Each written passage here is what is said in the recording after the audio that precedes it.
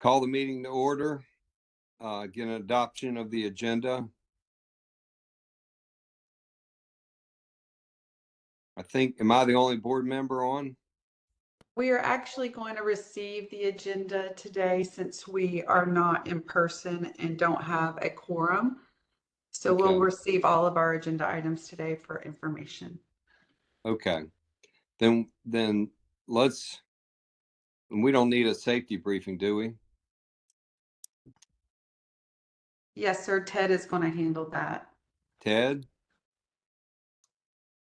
Good afternoon. So safety is a core value at JEA. With the meeting being virtual today, I ask everyone to be aware of their surroundings to ensure that there are no safety hazards. As we begin the meeting, thank you for ensuring that you are on mute when not speaking and for silencing your devices. Okay. Any comments from the public, Landon? At this time, we do not see any raised hands from the public. Okay.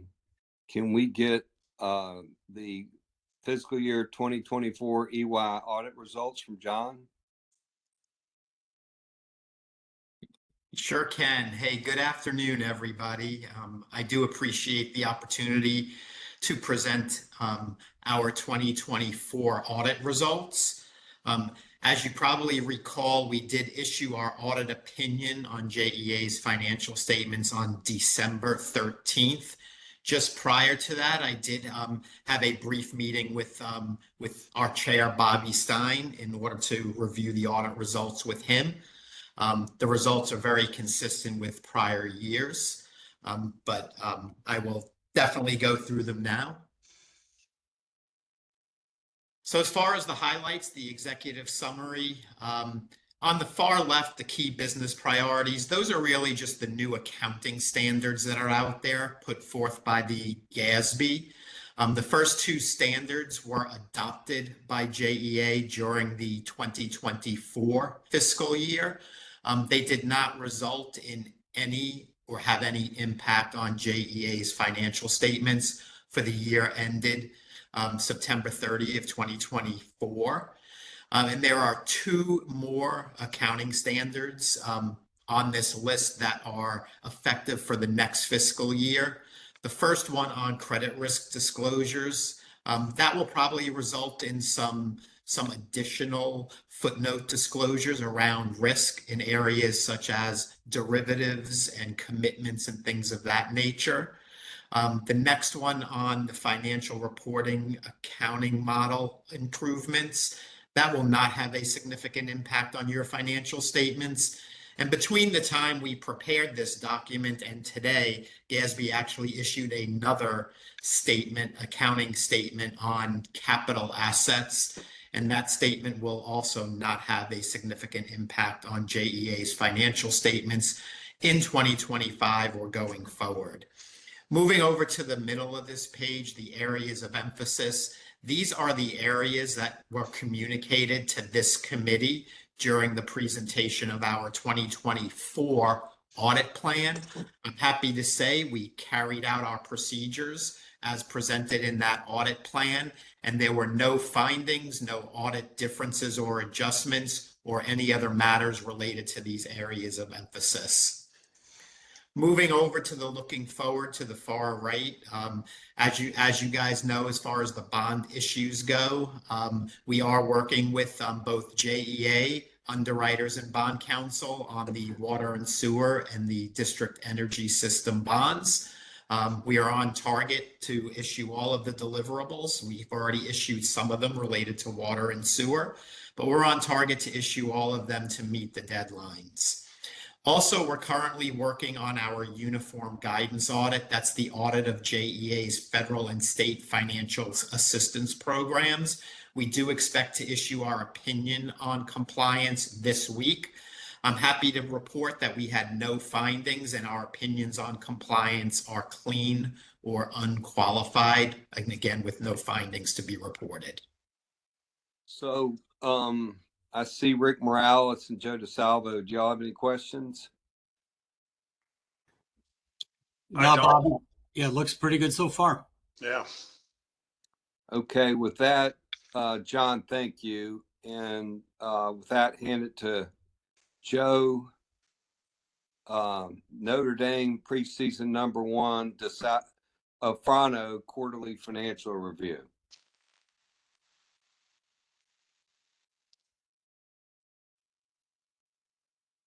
Thanks, You're on Bobby. mute. Sorry, it took me a minute to unmute here. So pleased to present the first quarter. I know that when we did this a couple of months ago, we only had 1 month. So you'll see some trends begin to develop here. So I will address those as we get into this. So moving to the electric system, revenues, base revenues were up slightly over budget, about 1%. The other revenue increase is driven by fuel revenue being $6 million over budget, as well as investment income being $1 million over budget. We continue to see some very beneficial rates on the investment side. On the expenses, O&M is slightly over budget. The main driver is salaries expense. We currently have about a little over $5 million in overtime charges, but a majority of that, $4.8 million, will be capitalized due to storm expenses that we incurred. About $4.8 million of a $5.2 million total.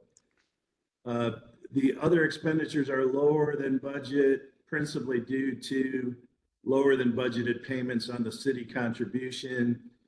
We continue to negotiate with the mayor's administration, and hopefully we'll have a resolution on the contribution for both electric and water shortly. We are talking about one number going in with for each year for the next 5 years. I think it'll be simpler to administer than what we had in the past.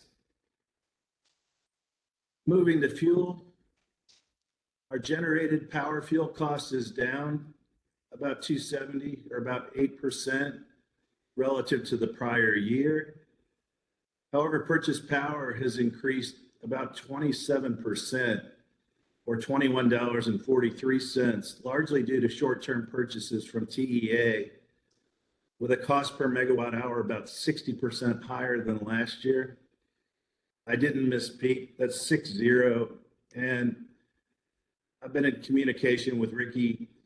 We're talking to Gary about, I think that a lot of that's due to Northside 3's outage, extended outage, but the result of the purchase power expense is an overall increase of 11% in our fuel cost. So Joe, why don't you explain to everybody a little bit of this unit that's down, and with this weather we have today, kind of give them a sense of what we're facing. Yeah, it's in excess of 500 megawatts for Northside 3. It was a converted oil plant to natural gas. The heat rate is about, I think, about 11,000 MBT, which is very high compared to, as Ricky said, Brandy Branch is about less than 6,000 for a heat rate. So the lower the heat rate, the higher the efficiency. So we've had to replace that production with purchases in the market. Gary was able to line up 200 megawatts from TEA. It's coming at a higher price relative to what we could generate at Northside 3. So that's a significant factor in this increase in the fuel cost.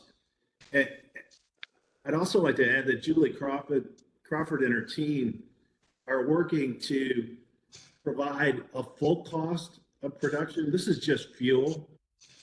So we need to build in the balance, like the debt these units are carrying, if any, and the O&M costs to produce, as well as ongoing capital. We need to put this on par with how we report the FPL PPA, for instance, as well as Vogel. So this cost looks pretty high. Vogel looks like a good deal right now, but again, we will come back to you as the months ensue to provide more color on this fuel cost, Bobby. Yeah, but Is there- the one thing I want the board to be aware of is, this fuel cost is now, we used to have a fund that covered this, We did. and now we're going to pass it through so we could get some, angst with some of our customers. And I just want to make sure everybody's aware that's coming. That's correct. So we're passing through the fuel costs, which we've done for quite some time now, but the true cost to the generation when you're comparing it to those other numbers, that's what you're talking about. Those really numbers are not accurate. Those they're numbers are not not all accurate, inclusive. Rick. That's a great question. We need to provide going forward the true cost of generating power versus purchase power. We're not doing that right now.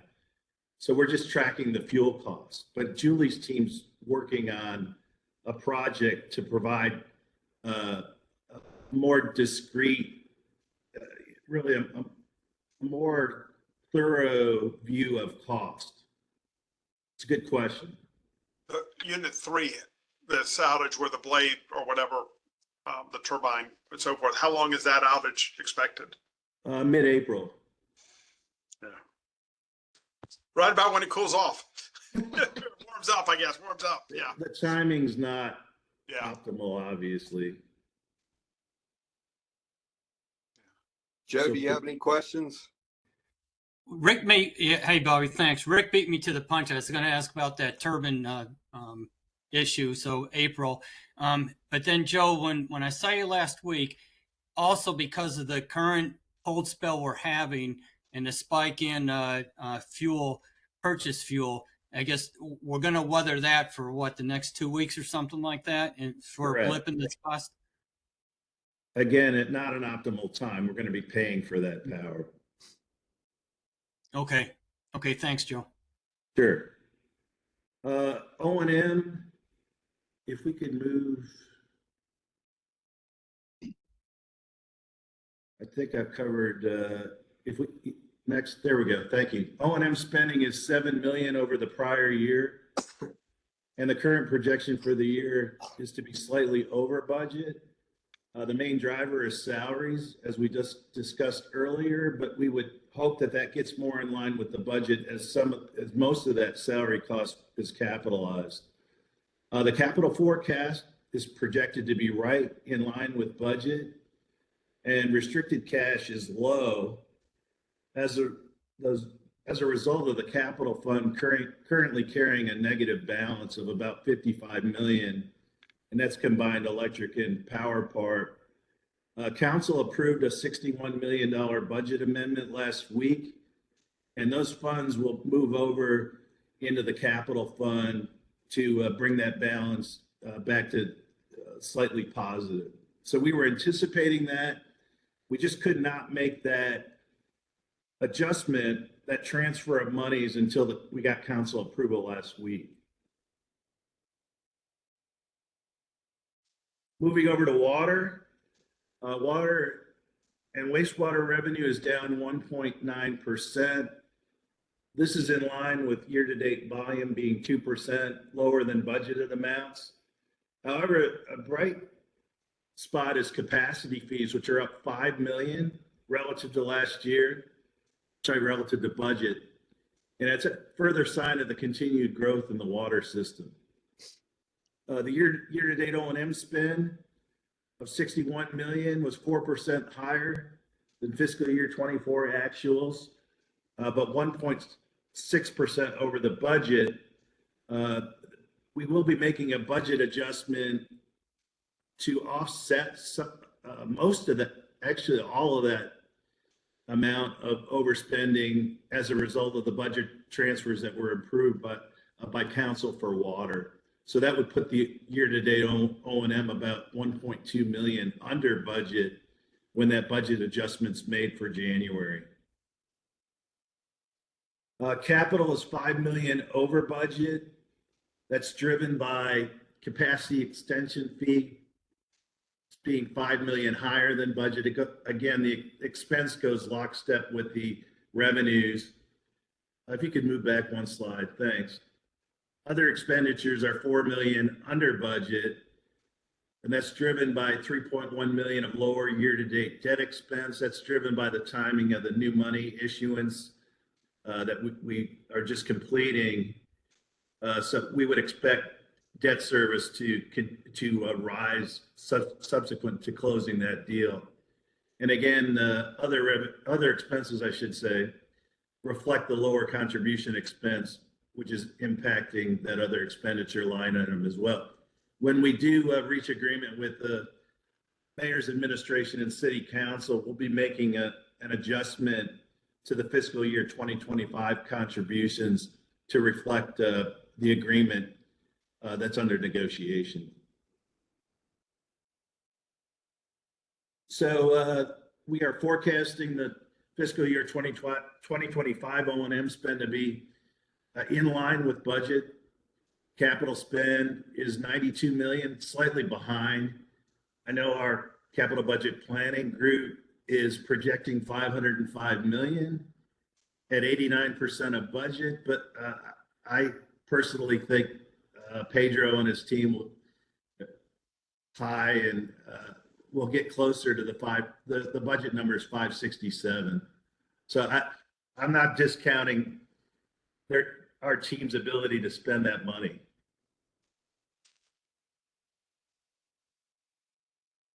So on the metrics, we continue to see strong performance with the exception of the electric fixed charge coverage ratio, 1.05 times.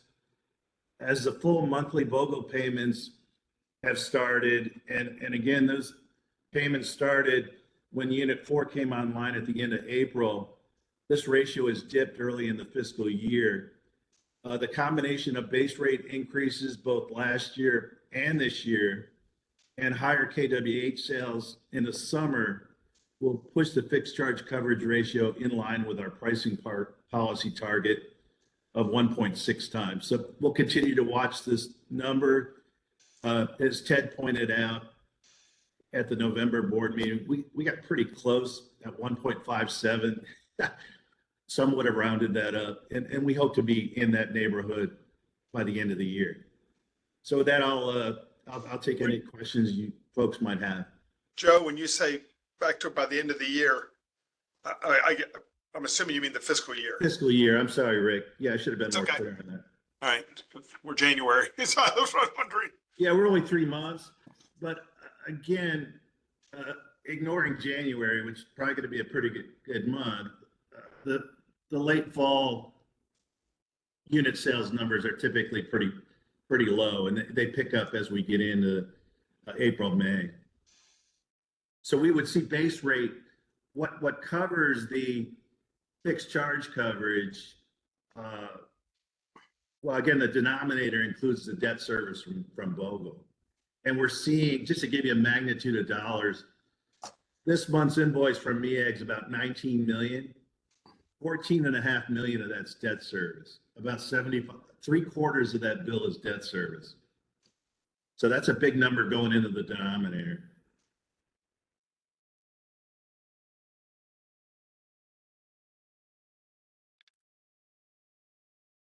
Okay, Joe. Thank you.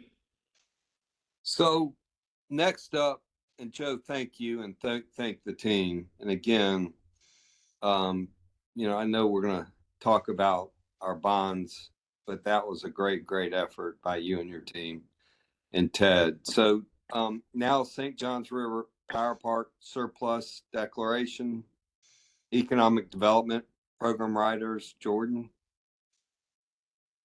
Thank you, Mr. Chair. Good afternoon, everyone. In November of 2023, the JEA board declared 1,200 acres of the former St. Johns River Power Park as surplus to the needs of JEA in Resolution 2023-55. This action included designating parcels 16, 17, 18, and 19 as long-term strategic sites under the rules and procedures of a prior real estate directive. Over the last several months, JEA has evaluated the former SJRPP site considering current and potential future operational needs and recommends that parcels 18 and 19 be reserved for future use. However, parcels 16 and 17 remain surplus to JEA's needs. In addition, JEA has determined that parcels 3, 5, and 6 are also surplus to the needs of JEA. These are all shown on the map currently on the screen. In summary, we're requesting parcels 18 and 19 remain with JEA for future operational needs, while parcels 3, 5, 6, 16, and 17 are declared surplus and offered to the market. Staff continues to evaluate the remaining SJRPP lands for future uses, including electric generation, wetland mitigation, and other opportunities, and looks forward to updating the board at future meetings. And although we are not taking action today, we are recommending that the board rescind Resolution 2023-55 as amended and approving Resolution 2025-03. And I'm happy to answer any questions. Yeah, I mean, Jordan, you and I talked about putting that water plant up front, and you feel that's the best location. But I think going ahead and moving on these other parcels is a very smart effort. So thank you for your work on that. Yes, sir. We look forward to it. Thank you. So we're rescinding the original document or the resolution completely and replacing it with a new one. Is that correct? Yes, sir, that is correct. And in the new one, you are authorizing us to go to the market with 3, 5, 6, 16, and 17. And we will come back to you if those sales prices exceed the board approval threshold as stated in the real estate directive, which currently is $2 million. Thank you, Jordan. Yes, sir. Very helpful. Okay, next up, electric water and sewer call for rate hearing. Ted? I'm sorry, Mr. Chair. There's one more. The economic development was a separate item. Oh, yeah. I'm sorry. That's okay. JEA's economic development programs are designed to provide qualifying new and existing JEA electric customers with an incentive to expand or relocate their business and create job opportunities within our service area. Through these programs, JEA seeks to support the City of Jacksonville, JaxUSA Partnership, and the Florida Department of Commerce in promoting economic growth in Northeast Florida. In your package today are draft amendments to the current riders. The proposed updates allow for these programs to continue through September of 2028, extending them from the current expiration date of September of 2025. Also included are administrative updates to the definitions of targeted industries and targeted areas, and clarification on operational procedures as to the application process and program requirements. This item is presented for information today. However, the proposed amendments will be included in the overall tariff updates the board will consider and act on in the coming weeks and months, and which I think Ted will address here in a minute. We are happy to answer any questions or receive direction from the board on the proposed updates. Joe, Rick, any comments? No. Yeah, I'm good with it, Bobby. I Okay. think it's important. I love seeing it written like this. So good work. Thank you. Electric water sewer call for rate hearing. Ted? Yes, sir. So we can move on to, there we go. Thank you. So just a reminder of where we are in this process. We came to this committee back in August of last year and did the water and wastewater cost of service update. And then as you will remember, at the end of October, we did a budget workshop on rates where we talked about some recommended rate adjustments and some recommended rate structure changes. So we will be going to the board at their meeting next week to call for a rate hearing to be held at the February board meeting, and then be asking the board to take action on those recommendations at their March meeting. We figured that you didn't want to see another 65 slide presentation, so we aren't doing that today, but we did supply in the supplemental information of the board packet today a abridged version of that presentation from October. But I'm here and Victor is here to answer any questions that anybody may have on this as we move forward towards the rate hearing.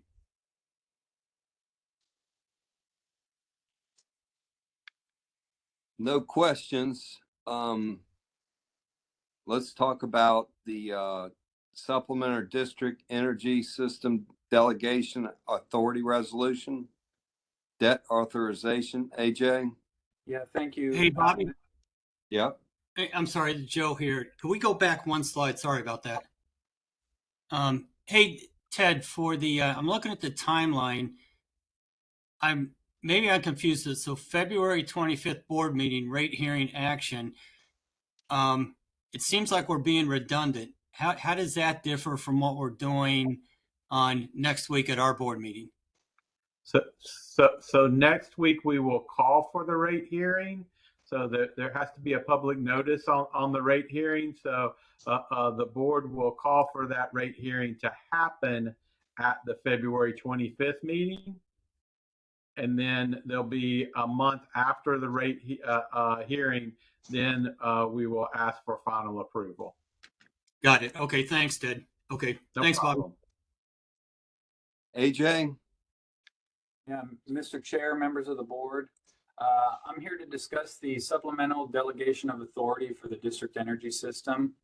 The JEA board delegates authority to issue debt to the managing director and CEO so that the market timing of any bond issuance can be most advantageous to JEA.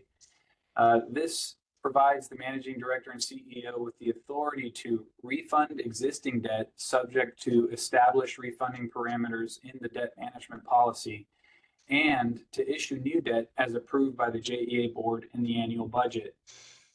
The FY25 delegations of authority approved by the board back in June of 2024 authorized the issuance of new money debt for the electric system totaling $147 million, water sewer totaling $462 million, which is a transaction we priced last week, and for the district energy system totaling $42 million. During the due diligence review for the district energy system bond transaction, it was discovered that two critical components were omitted from that resolution. One was the clear establishment of the backstop from the water sewer system to the district energy system. And the second item was the make whole call provision that is typically included when issuing taxable debt. DES being a small system, it's issued debt twice. Once in 2004 and once in 2013, and the delegations of authority in those years established the backstop specific for those two issuances only. A make whole call provision, which is typical for taxable issuances, allows an issuer to redeem a bond early, but they must pay the bondholders a lump sum calculated as the present value of all future interest payments and principal, essentially making investors whole for the early redemption. It's usually included in taxable bond offerings to give the issuer flexibility to refinance debt if interest rates drop. It does come at a higher cost to the issuer compared to a standard call provision. In fact, it's seldom economical to exercise a make whole call provision on taxable debt. However, it's necessary to have that provision in there, especially as we seek to maintain parity with the prior issuances that occurred in the district energy system. Unlike a standard call provision in a tax exempt issuance where the investor would only receive the par value if the bond is called early, a make whole call ensures the investor receives the present value of all remaining payments, so thus protect them from potential losses due to our early redemption. Excuse me, AJ, I would add that having spent much of my career in the taxable market, the make whole is priced at a spread over treasuries. It's typically 30 to 35 basis points. You rarely could issue that close to treasuries. And in my experience, it was never economic to exercise a make whole provision. And I suspect we'll be in that situation with DES. It's kind of put in there, frankly, for acquisitions, if you want to get rid of debt, but it's not too often that it ever is economic to do. Thanks, AJ. Yeah, and since we're pricing the DES bond transaction on February 4th, we needed to go ahead of that transaction and amend the delegation of authority resolution to include these two provisions.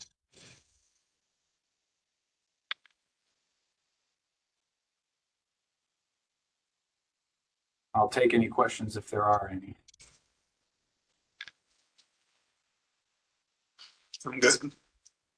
And just Mr. Stein and Chair DeSalvo and Mr. Morales, just for the edification of the committee and folks watching, we priced the water sewer transaction last week, issuing approximately $533 million in bonds, $462 million of which was new money debt, and $77 million, which was a refunding component. JEA entered into the market in what was a pretty choppy week, I would say. Tuesday, the day we priced, there were new issuances of $5 billion being priced across 50 separate transactions. JEA wasn't the largest deal of the week, but we were the largest public power deal of the week after our friends in Los Angeles Department of Water and Power had to pull their deal from the market. On the same day we priced our deal, San Francisco Airport priced a $1 billion bond deal. There were a lot of different items and things going on in the market. However, I'm pleased to be able to report to y'all that we were able to price that transaction successfully. We were 1.7 times oversubscribed. We were successful in terminating the one remaining swap in our debt portfolio at a cost of about $2.1 million, which is down significantly from initial costs as high as $8.5 million. You know, there's a lot of people that contribute to the success of debt deals. You know, many of them are not in this meeting and they quietly do their work here at JEA, but really we owe the success of our deals to them and to the support we get from the administration and the board. So I wanted to share the news with y'all and to say thank you as well. Thank you. AJ, team, Joe, Ted, really appreciate everything you're doing. And this is one of the great things about JEA. Every part and every member makes a difference, and thank every one of you. Especially in today's environment with the weather we're dealing with. The storm stock analysis review, Jenny. Good afternoon. I am Jenny McCullum, the Director of Procurement Services, Inventory Planning, and Warehouse Operations. I appreciate the board's time today and for the opportunity to share some insights on the data analytics efforts by the inventory planning team. So JEA currently maintains a storm stock valued at approximately $7.3 million, which is about 15% of our overall inventory value. And this value fluctuates based on stocking levels and system average pricing. And to improve efficiencies and responsiveness, inventory planning is transitioning from a legacy manual process to a data-driven approach for managing our storm stock. This shift will allow for more dynamic real-time adjustments to stocking levels, ensuring inventory is aligned with our current needs. And as part of the preliminary efforts, we are able to reduce the inventory value by an estimated $500,000 while maintaining significant or sufficient stock to still support a Category 1 storm event. And more details to follow on how this determination was made. The purpose of this presentation is to demonstrate to the board how JEA leverages real-time data to make informed decisions, ensuring we are prepared for storm events while optimizing costs. This data-driven approach reflects our commitment to operational excellence and readiness, while in turn allowing the board to feel confident that JEA is well positioned to respond effectively to storm-related challenges and support the community that we serve. So before we dive into the details, I want to introduce to you the Senior Manager of Procurement Support, Rodney Lovegren, who has been the driving force behind this initiative and is the brains behind our shift to a more data-driven approach for inventory planning and storm readiness. Rodney has been with JEA for 14 years within the procurement group as a senior purchasing agent and transitioned to this new role 18 months ago.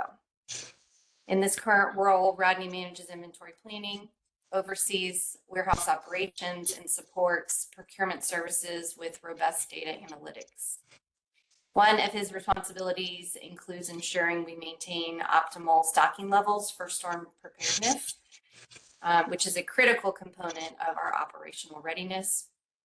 And within the last 18 months, Rodney's leadership and analytical expertise has been instrumental in helping us modernize our processes, enhance efficiencies, and ensure we are ready to respond to challenges while optimizing our resources. So Rodney, I couldn't be more proud and excited to introduce you to our board members, and I will pass it over to you to walk them through the data. All right. Thank you for that, Jenny. Can you hear me all right? Want to do a phone check real quick? Okay, great. So we jumped ahead to the key assumptions and baseline data for the analysis. The original analysis was done in 2016 and used a joint utility study to establish some failure rates for the types of poles and materials that we have in the system. So for our new analysis, we move forward to take the actual system data, usage from the actual storms, multiplied times the failure rates, multiplied times the system average cost today, to extrapolate the various failures that we expect to see during a storm.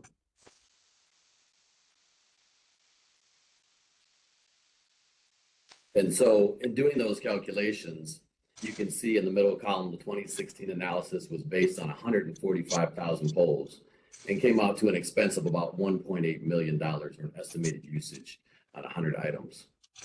Today, we're making that analysis based on 150 poles from our GIS system. And then we have the expected number of poles that we would see fail during the various storm categories. So you can see the top tiered storm, 166 poles for a tropical storm. That was Hurricane Matthew. That came through with tropical storm level winds. So we extrapolated the totals out for the various categories to come up with the number of poles. And then we also used actual system data to correlate it to a spend that we would estimate to happen during the storm.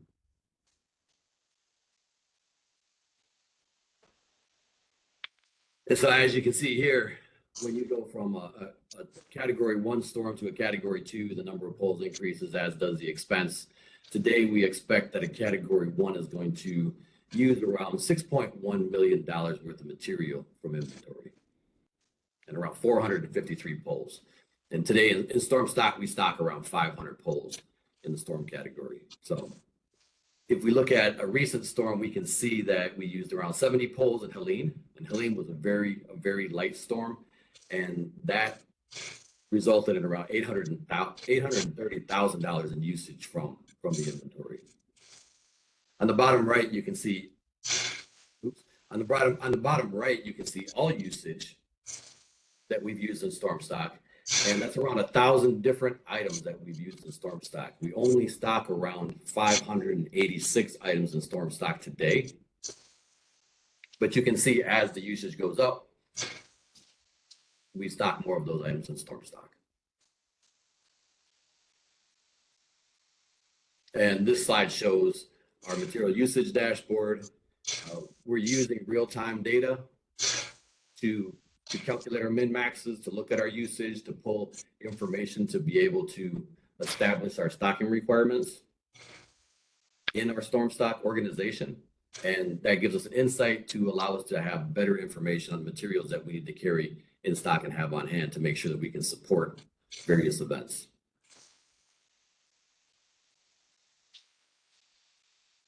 And so finally, that does result in about $500,000 of reduction on $7.3 million. That's around 7% or 6.8% of what we have in storm stock. And it does give us more real-time feedback and helps us to support the operations better. With that, be happy to answer any questions.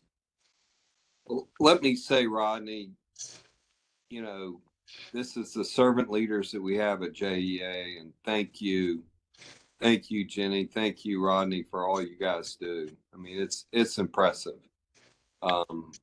So, working towards, the service of our customers, working towards making sure we're reducing cost.